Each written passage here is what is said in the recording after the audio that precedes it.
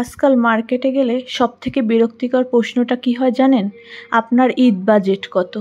কেন ভাই আমার ঈদ বাজেট কত সেই ধরনের প্রশ্ন আপনি কেন করেন? হ্যালো এভরিওয়ান, আসসালামু আলাইকুম। কেমন আছেন সবাই? কিছু অপ্রিয় সত্য কথা নিয়ে আজকে ভিডিওটা করব। আশা করি সবাই মনোযোগ দিয়ে কথাগুলো শুনবেন। ইদানিং কিছু সাংবাদিকদের টিভি চ্যানেলে দেখা যায় বা আমরা মার্কেটে গেলে ফেস করি যে সামনে এসে জিজ্ঞেস করবে, আপা আপনার ঈদ বাজেট কত? এই ধরনের প্রশ্ন থেকে আপনারা বিরত থাকবেন। কারণ এমনও তো হতে পারে এই ঈদে কারো বাবা নেই, তার কোনো বাজেট নেই, অথবা এই ঈদে সে চেয়েছিল তার হাজব্যান্ডকে নিয়ে অনেক শপিং করবে, কিন্তু হঠাৎ কোনো একটা রোড অ্যাক্সিডেন্টে তার হাজব্যান্ড মারা গিয়েছে। তাদের সন্তানের তার সব ধরনের আশা স্বপ্ন সব কিছু শেষ হয়ে গেছে। আপনি যদি সেই মুহূর্তে সেই বোনটাকে বা সেই মাটাকে জিজ্ঞেস করেন যে আপু আপনার ঈদ বাজেট কত, সেই ক্যামেরার সামনে বা টিভির সামনে সে কি করে আপনাকে উত্তর দিবে যে তার ঈদ বাজেট কত? এই ধরনের নোংরামি প্রশ্ন ইদানিং আমাদের ফেসবুকে ঢুকলেই দেখা যায় এবং এই নিয়ে অনেক ট্রলও হয়। এই ধরনের প্রশ্ন করা থেকে সবসময় মানুষকে বিরক্ত থাকবেন। কারণ মানুষ তার ইনকাম অনুযায়ী সবাই তার যে সাধ্যমতো চেষ্টা করে তার পরিবারকে খুশি করার। কোনো বাবা, কোনো স্বামী অথবা কোনো বড় ভাই, সে তার যতটুকু সামর্থ্য সে চায় তার থেকে বেশি তার পরিবারকে দিতে। তো আশা করি এই ধরনের প্রশ্ন আপনারা কখনোই আর কাউকে করবেন না, কারণ এতে করে মানুষ অনেক মনে কষ্ট পায় এবং সবার তো সামর্থ্য, সুযোগ আর সুবিধা তো একরকম থাকে না। তাই এই ধরনের প্রশ্নের সম্মুখীন হলে তাদেরকে খুব খারাপ লাগে।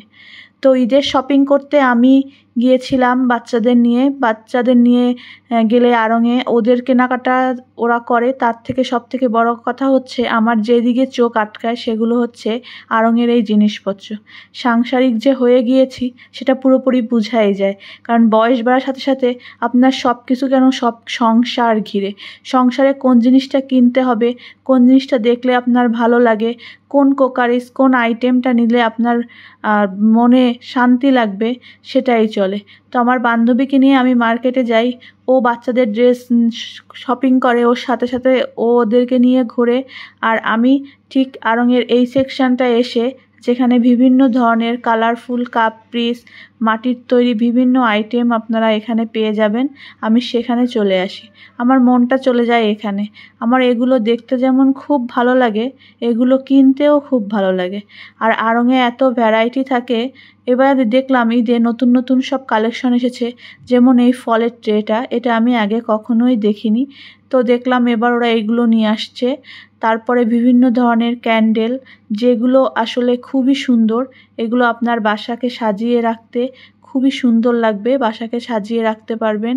আর এগুলোর প্রাইস খুবই কম, যেটা সবাই মোটামুটি কিনতে পারবেন। হ্যাঁ, কিছু কিছু এক্সপেন্সিভ আছে, কিন্তু কিছু কিছু জিনিস আপনার সাধ্যের মধ্যেও আছে।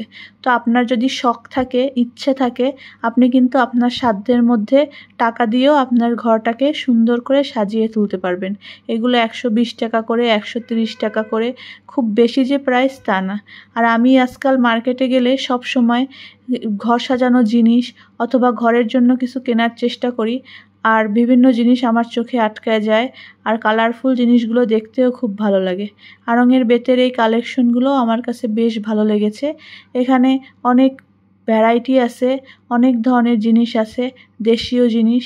এখানে একটা বেতের ট্রে দেখলাম, এটা অবশ্য ফ্রেশ ছিল না, ফ্রেশ কপি থাকলে আমি একটা নিতাম। তারপরে যে ওদের পার্টি পার্সগুলো, সেগুলোও দেখলাম। খুলনার আড়ংয়ের কালেকশানটা পার্টি পার্সের জন্য বেশি একটা ভালো না, মোটামুটি। তবে ঢাকায় আমি পার্টি পার্সগুলো, যেখানে আড়ংয়ের পার্সগুলো আমি দেখেছি, ওদের কালেকশন অনেক থাকে, অনেক। আর আড়ংয়ে স্বল্প কিছু কালেকশন থাকে। তারপরেও এগুলো দেখে দেখে আমি আমার সাধ্য অনুযায়ী একটা ব্যাগ কিনেছি। তারপর বাচ্চাদের জুতা কিনতে যাব। এই দেখুন বাচ্চাদের আন্টি ক্লান্ত, তো সে ঘুরতে ঘুরতে মার্কেটে ক্লান্ত হয়ে পড়ছে। আসলে একদিনেই সব শপিং করার চেষ্টা করি, কারণ রোজা রেখে প্রতিদিন বের হওয়াও যায় না।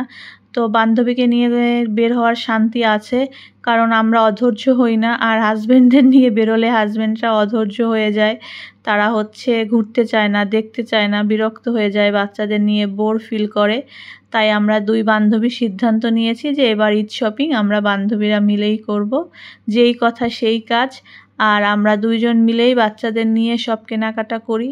এখানে সুন্দর সুন্দর ক্যান্ডেল আছে, এখানে আছে বিভিন্ন ধরনের ঘর সাজানো শোপিস, যেগুলো খুবই ইউনিক এবং আনকমন, যেগুলো দেখতেও যেমন সুন্দর আর এগুলোর কিন্তু প্রাইজও এক একটার এক এক রকম।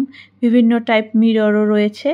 তো আমি সাধারণত যে কাজগুলো করি, বাসার জিনিসপত্রও কিনি, সাথে সাথে ঈদেরও কেনাকাটা করি।